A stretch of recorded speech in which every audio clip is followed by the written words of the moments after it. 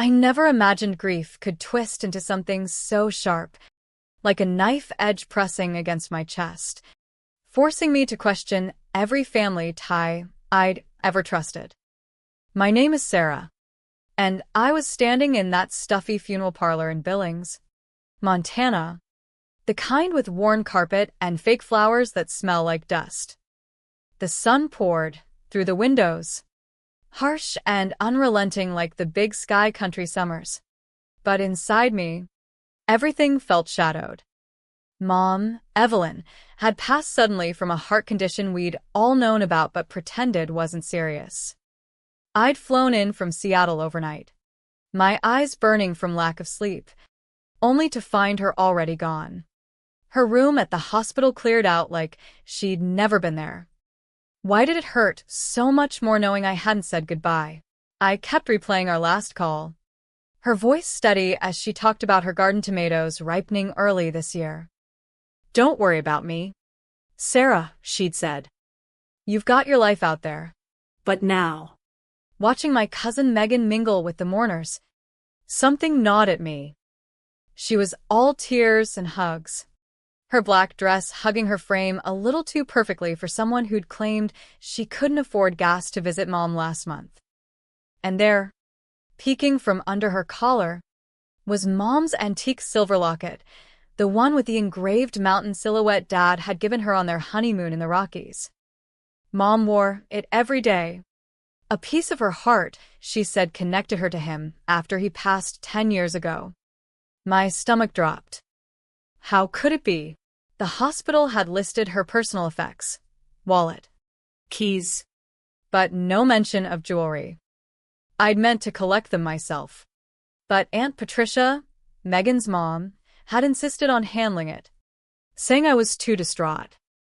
"Let family help," she'd cooed.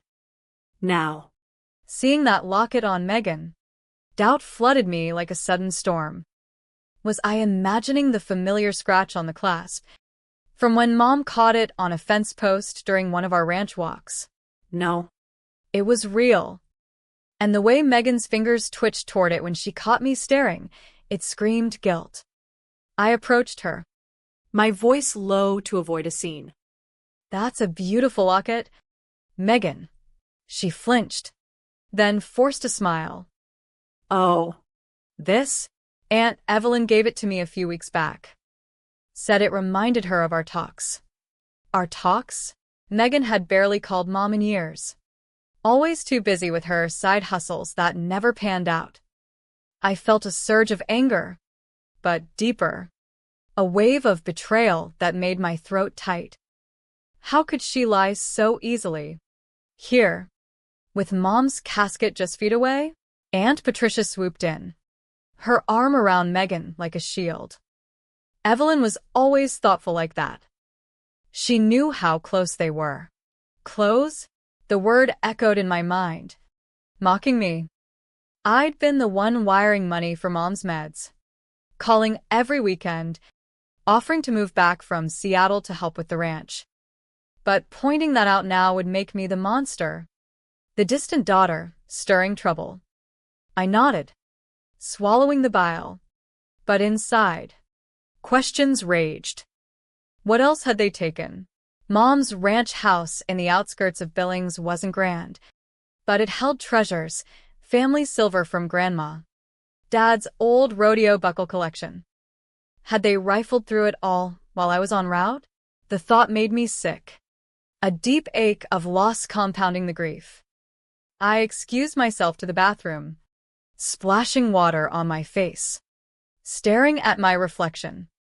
"Get it together, Sarah," I whispered. But the doubt wouldn't fade.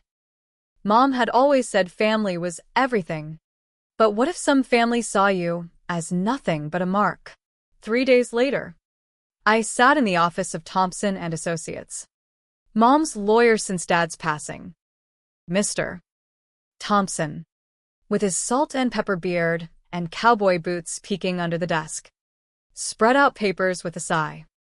"Sarah, there's some irregularities in your mother's estate." My heart pounded.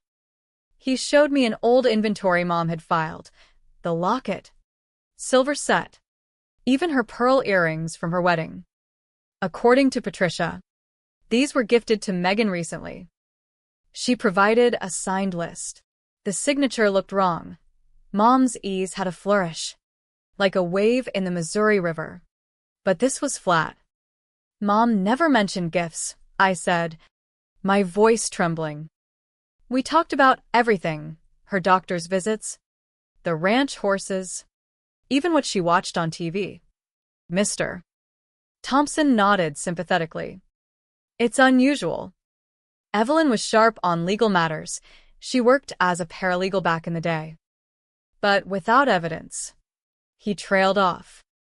Then he mentioned the power of attorney. There's a new one giving Patricia authority. Dated 5 months ago. It supersedes the one naming you. My mind reeled. Mom had laughed when we'd signed mine 3 years back. Just in case. Honey. But I'll outlive us all. Why change it? And why to Patricia, who'd always resented Mom for marrying up into the ranch life? Options? I asked, fighting tears. You could contest it, handwriting expert, court filings. But it's messy, expensive. Montana law favors documented wishes, but forgery's a felony if proven. As I left, his words echoed. Evelyn mentioned a hidden trail once, like her old hiking maps. Said if trouble came, follow it. A hidden trail? Mom loved those Montana trails, mapping them in her journals. Back at the ranch, the house felt empty, the wind howling outside like a lonely coyote. I sat on her bed, flipping through her journal. Entries from months back. Patricia stopped by again, asking about finances. Told her I'm fine. Megan called. Needed money for business. Sent a little, but worries she's in deep. My chest tightened. Mom had seen their desperation. But why not tell me? Deeper in, installed those trail cams Jules recommended. Don't want Sarah fretting, but better safe. Trail cams? I'd gifted Mom a wildlife camera set last Christmas. Worried about coyotes near the horses. But she'd said she never set them up. I dug out the box from the closet. Empty. Then I remembered Jules, my college buddy from Seattle. Otadvis. I texted her. Did Mom ever use those cams? Her reply. Yeah. She called me to install discreetly. Cloud backup. Login Evelyn Trailblue. Blue for bluebird. Mom's favorite Montana bird. I logged in. Heart racing. Footage from the ranch living room, kitchen, even the bedroom. Scrolling back to the night Mom died, December 8th. She was knitting by the fire, then clutched her chest. Phone slipping from her hand. I paused, tears blurring the screen. Why hadn't she called me? The pain hit hard. A wave of regret for every missed visit. Skipping ahead, next morning. 5:45 a.m. Before dawn. Patricia's truck pulled up. Megan got out, and they let themselves in with a key, Mom's emergency spare. Grab the valuables first, Patricia whispered on camera. Locket. Pearls, stuff we can sell quick. Megan hesitated. What if Sarah finds out? She won't. She's too busy in the city. They rummaged, pocketing items. Their voices casual like planning a garage sale. My blood boiled. But underneath, a deep sadness for Mom, alone with this suspicion. And for them, so lost in greed they desecrated her home hours after her death. I watched more. The evidence piling up like snow in a blizzard.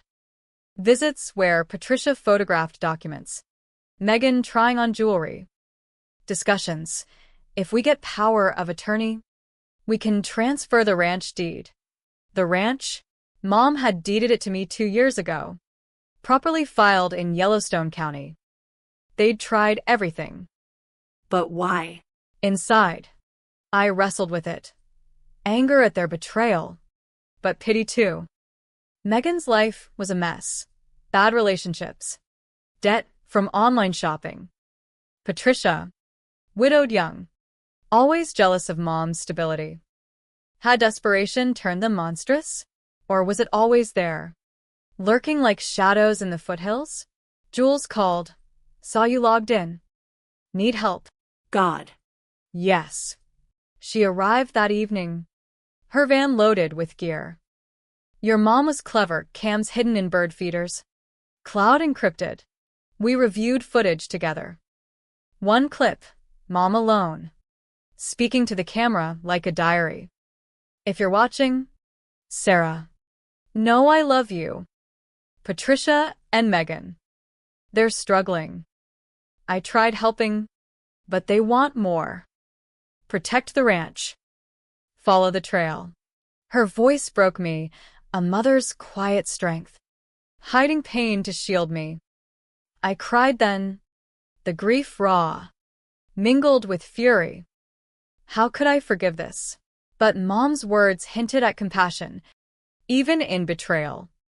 The next morning, sunlight streamed through the ranch windows, casting long shadows that mirrored the turmoil in my soul. I couldn't shake mom's recorded message, her eyes soft yet resolute. They're struggling, she'd said. Struggling? They'd cross lines no family should. Yet her words planted a seed of doubt, not in their guilt, but in my rage. Was revenge all there was, or something more humane? Like understanding the rot that led them here? I pushed it down, focusing on action. Jules and I compiled the footage, timestamps. Audio transcripts. This is solid, she said. In Montana, theft over $1,500 is a felony. Forgery too. But the elder exploitation angle, that's where it gets serious under state law. We drove to Mr. Thompson's office, the prairie stretching endless outside, a reminder of how isolated Mom had felt. He watched the clips, his face hardening. This changes everything. Entering the home post-death without permission? That's burglary. The discussions about deeds, attempted fraud. He paused. But Evelyn's video diary. It shows she suspected manipulation. Maybe even subtle coercion. Coercion? My mind flashed to journal entries. Mom dizzy after tea with Patricia. Blaming age. Test the plants, Jules suggested. If they dosed her. I nodded, a chill running deep. We sent samples to a lab in Bozeman. Results, traces of benzodiazepines. From Megan's prescription anxiety meds. Not lethal, but enough to cloud judgment. Make her pliable. The evidence weighed on me like a heavy saddle. Inside, conflict brewed. Part of me wanted them crushed, exposed publicly like thieves in an old Western tale. But another part, echoing Mom's compassion, wondered about their pain. Patricia, raising Megan alone after her husband left, scraping by on waitress tips. Megan, chasing dreams that crumbled, buried in debt. Had Mom's kindness enabled them? Or was it the only light in their darkness? File a police report, Mr. Thompson advised. Billings PD has an elder abuse unit. With this, they can investigate without you confronting first. Safer. Legally sound, no vigilante drama. But my heart yearned for confrontation. To see their faces when truth hit. I filed the report that afternoon, handing over USB drives to Detective Ramirez, a no-nonsense woman with a badge clipped to her belt. We'll verify the footage chain of custody, she said. If authentic, warrants could follow. As I left the station, wind whipping dust across the parking lot, Guilt twisted in me. was I betraying Mom's subtle plea for mercy? No, she documented to protect, not destroy. Yet the emotional storm raged, betrayal's sting, grief's ache. And now this pity. Unwelcome but insistent. Days blurred as the investigation unfolded. I stayed at the ranch, tending horses Mom loved, their gentle knickers a balm. But nights brought nightmares, Mom alone, suspecting poison in her tea, smiling through visits. Why hadn't she told me? Pride. Fear of burdening? The internal war intensified. Anger screamed for justice. But empathy whispered questions. What broke them so badly? A call from Uncle Frank, Patricia's brother, heard about the report. Patricia's panicking. Says it's a misunderstanding. Misunderstanding? The word fueled my fury. But his tone held sorrow. She's had it rough. Sarah. But this. It's wrong. Then, a breakthrough. Detective Ramirez called. Footage checks out. We found sold items on eBay, traced to Megan's account. And bank records show unauthorized transfers. Small but adding up. My pulse quickened. Arrests? Warrants issued. But Patricia wants to talk through lawyers. Talk. After all this, I agreed to a mediated meeting at the station. Curiosity overriding caution. There, in a stark room smelling of coffee, Patricia sat across from me, Megan beside her, both pale under fluorescent lights. Their lawyer spoke first. My clients admit to taking items, but claim gifts. I met Patricia's eyes. The cameras say otherwise. Megan burst into tears. We were desperate. Sarah. Mom's medical bills. My loans. Patricia hushed her. Evelyn understood. She helped. By forging signatures?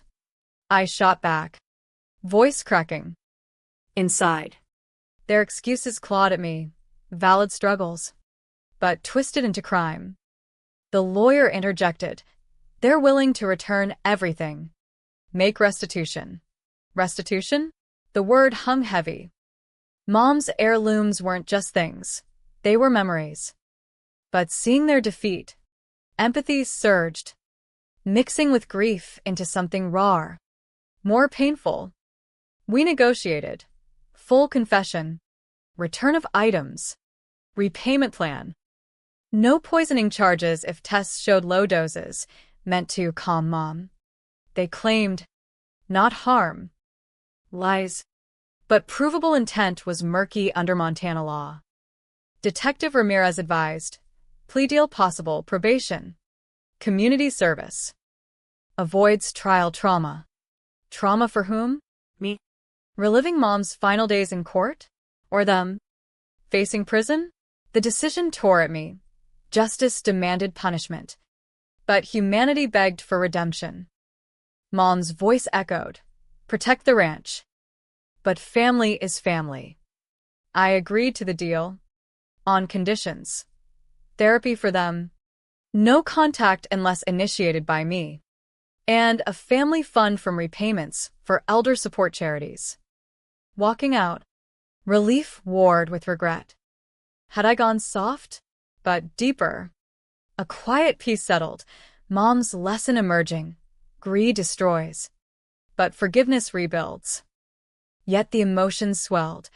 Heavier now. As I drove back to the ranch under a vast sunset, tears falling for what we'd all lost.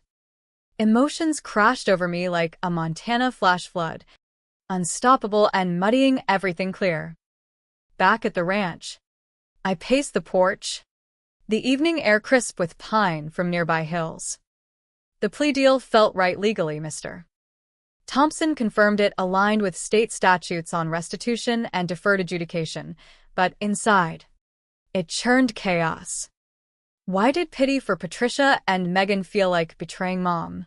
Her recordings played in my mind, not vengeful rants, but sad observations. They're lost. Sarah. I tried guiding them. Had she foreseen this? A path to healing over destruction? The next week, items arrived via courier. The locket, pearls, silver set, polished but tainted. holding the locket. I traced the engraving, memories flooding, Mom wearing it on trail rides, laughing as wind tangled her hair.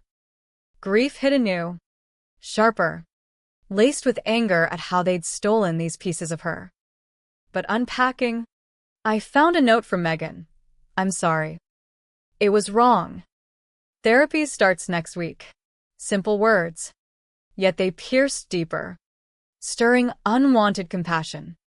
What demons drove her to this? Her childhood? Overshadowed by Patricia's bitterness? My own guilt surfaced. Had I been too absent, leaving Mom vulnerable? Detective Ramirez updated. Confession signed. Court date set for probation terms. No yal. But monitored restitution, garnished wages, asset sales. Humane. She called it. Gives them a chance to reform. Reform? The idea mocked me as I reviewed more footage alone. Clips of Patricia pressuring Mom. Sign this. Evelyn for family. Mom's weary compliance. Then her private asides to camera.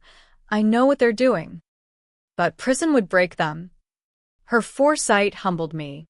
Emotions swelling to a peak. Admiration for her grace. Sorrow for her isolation. Family reactions amplified the storm. Uncle Frank visited, bearing pie from his wife. You did good. Sarah. Prison wouldn't honor Evelyn. But his eyes held unspoken pain, his sister's fall. We talked late. Him sharing stories, Patricia's hardships after her divorce. Megan's addictions masked as hustles.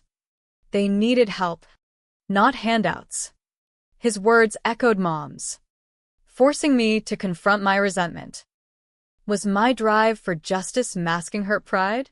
The internal battle raged, tears flowing as I admitted, maybe forgiveness wasn't weakness, but strength Mom modeled. Then, a discovery in Mom's old hiking maps, tucked in a drawer. A letter. Sarah, if you found the trail, remember, justice tempers with mercy. They took things. Don't let them take your heart. Her wisdom crushed me. Emotions rawer than ever, love for her, regret for not seeing sooner, and a budding empathy for the broken women who'd wronged her. I called Jules. Am I crazy for this deal? No, she said. It's human.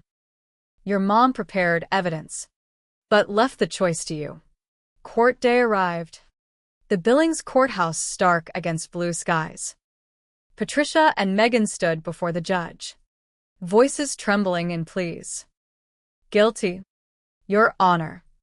Sentencing. 2 years probation. Restitution $45,000. Mandatory counseling. 200 hours community service at senior centers. The judge eyed me. Victim impact? I rose, voice steady despite the torrent inside. They stole more than items, they stole trust. But my mother believed in second chances. I asked for accountability, not ruin. Patricia's tears. Megan's nod. They hit hard, stirring pity amid satisfaction. After, Patricia approached hesitantly. Thank you. Sarah. We'll make it right. Her hug felt awkward, but genuine. Megan whispered, I miss Aunt Evelyn. She tried helping me. The words unlocked something, a shared grief. Bridging the chasm. Driving home. Emotions overwhelmed. Relief at closure. Sorrow for fractured bonds. Hope for mending. Mom's lesson crystallized. Family flaws don't erase love. Confronting them humanely honors it. Yet doubts lingered, feeding the emotional depth. Had I let them off easy? Nights brought introspection. Journaling like Mom. Forgiveness hurts more than revenge. It forces seeing their humanity, mirroring my own flaws. The ranch felt alive again. Horses grazing peacefully. But my heart bore scars. Deeper now. From choosing mercy over wrath. The weight of it all pressed heavier. Emotions layering like sedimentary rock in the Montana Badlands, unyielding, revealing hidden depths with every erosion. Weeks post-court. Restitution checks arrived sporadically. Patricia's waitress earnings. Megan's from a new job at a Billings diner. Each envelope stirred a maelstrom. Gratitude for their effort. Resentment at the slowness. Profound sadness for Mom's unseen struggles. I'd wear her locket daily. Its cool metal talisman. Whispering questions. Why did Mercy feel like carrying their burdens too? Internal conflicts intensified. Nights sleepless as I wandered the ranch trails Mom loved. Stars overhead mocked my turmoil. Vast. Indifferent. You chose this, I berated myself. Revenge would have been cleaner. A sharp end. But Mom's letter haunted. Mercy tempers justice. Her empathy, even betrayed, shamed my lingering anger. A call from Megan amplified it. Therapy's helping. Learning about my addictions. Her vulnerability cracked my armor. Tears flowing unbidden. Was this healing or manipulation anew? The doubt ate at me. Emotions surging to new intensities. Pity clashing with caution. Love for family warring with self-protection. Uncle Frank hosted a family barbecue. The first since Mom's passing. Smoke from the grill mingled with laughter. But tension simmered. Patricia and Megan attended. Per probation. Awkward dogs. Quiet apologies. Watching them, I felt exposed. Raw. Patricia's weary eyes. Megan's tentative smiles. Over burgers. Stories flowed, Mom's rodeo days. Her quiet strength. Patricia shared. Evelyn forgave my jealousy long ago. I threw it away. Her confession hit like a gut punch, unlocking floods of shared grief. Megan added. I was drowning in debt. Saw her things as escape. Stupid.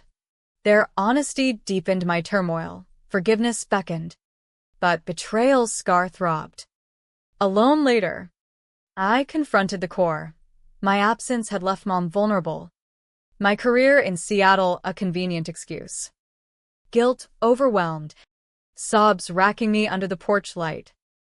Mom's voice in recordings. Don't blame yourself. Sarah. Live your life. But I did blame myself. Fate. The emotional peak crested. A catharsis in admitting. Healing required facing all pains. Not just theirs. Therapy for myself followed. Suggested by Detective Ramirez. Sessions unearthed layers. Childhood rivalries. Patricia's resentment of Mom's marriage. My own insecurities. Compassion doesn't erase boundaries, the counselor said. It resonated, easing the storm slightly. Yet emotions swelled fiercer, hope intertwined with fear. As Patricia invited me to coffee. To rebuild, she said. I went, heart pounding. Over steaming mugs. Tears flowed. Her regrets. My hurts. We poisoned trust. Not just tea, she admitted. The admission shattered me. Floods of sorrow for lost years. Megan joined, next time. Sharing recovery steps. AA meetings. Debt counseling, thanks to probation. Their progress stirred profound empathy. Emotions rawer than grief alone. But a breakthrough. We planned a memorial hike on Mom's favorite trail. Packing her maps. I found another note. Family mends if willing. Her foresight brought waves of love, mingled with aching loss. The hike, sun high. Wildflowers blooming. We walked silently at first. Then stories emerged funny. Tender. At the peak. Overlooking valleys. Patricia handed me a check. First big restitution. Megan added. And this, my commitment to change. Emotions crested. Tears shared under vast skies. Forgiveness felt tangible. Not abstract, a choice honoring Mom's humanity. Back home, peace settled tentatively, but deeper currents flowed. Acknowledging their pain didn't diminish mine, it enriched understanding. The ranch bloomed anew, symbolizing growth from ashes. Yet the journey's intensity left me transformed, emotions forever heightened by this trial of heart. Emotions engulfed me now, a torrent more profound than any prairie storm, sweeping away remnants of bitterness to reveal bedrock truths. Months on, the ranch thrived, horses healthy, garden yielding like Mom's legacy. Restitution complete. Patricia and Megan's lives stabilized. Patricia in stable housing, Megan sober, working steadily. But the real change was internal, a seismic shift in my soul. Inviting them for Thanksgiving felt risky. Yet right, Mom's holiday table always open, even to strays. Preparations stirred whirlwinds, anxiety at reunion. Joy in Tradition. They arrived bearing pie, faces hopeful. Over turkey, conversations flowed deeper. Patricia's childhood poverty fueling envy, Megan's addictions rooted in abandonment fears. Listening, my heart ached exponentially. Their vulnerabilities mirrored Mom's quiet battles, amplifying empathy to overwhelming heights. We don't deserve this, Patricia whispered. But Evelyn would want it. Tears came. A collective release, grief, regret, gratitude intertwining in cathartic waves. Later, by the fire, Megan returned a forgotten brooch, last piece. Holding it, memories surged, Mom pinning it on for church. Emotions peaked, a crescendo of love lost and found. You've changed, I said. We all have. The night ended in hugs. Bonds tentative but real. Alone, reflection hit hardest. Forgiveness wasn't forgetting, it was freeing myself from hate's chains. Mom's lesson. Light yet profound. Family's flaws test us, but compassion redeems. Christmas brought closure. A family fund launched in Mom's name, aiding elder abuse victims, donations from relatives, even Patricia's small contribution. At the launch, Uncle Frank toasted to Evelyn, who taught mercy through justice. Emotions soared, pride mingling with sorrow, hope dominating. Megan spoke. Her evidence saved us from worse, forced change. Her words unlocked final floods, profound gratitude for Mom's wisdom, seeing redemption in what could have been ruin. The new year dawned bright. Ranch, snow-dusted. Walking trails, locket warm against my skin. Peace enveloped me, emotions matured. Deeper. More nuanced. I'd moved back part-time, balancing Seattle work with ranch life. Patricia and Megan visited regularly, helping with chores, sharing laughs. Conflicts arose. Old habits died hard, but we navigated with honesty, strengthening ties. In quiet moments, Mom's presence felt vivid. Her recordings, now archived, a testament to foresight born of love. The experience humanized us all, greed exposed, mercy extended. Lesson learned. Communication mends what silence breaks. No dramatic falls, just quiet growth. Yet the emotional intensity lingered. A gift, deeper connections, fuller life. Mom's ultimate legacy, not jewels, but hearts transformed.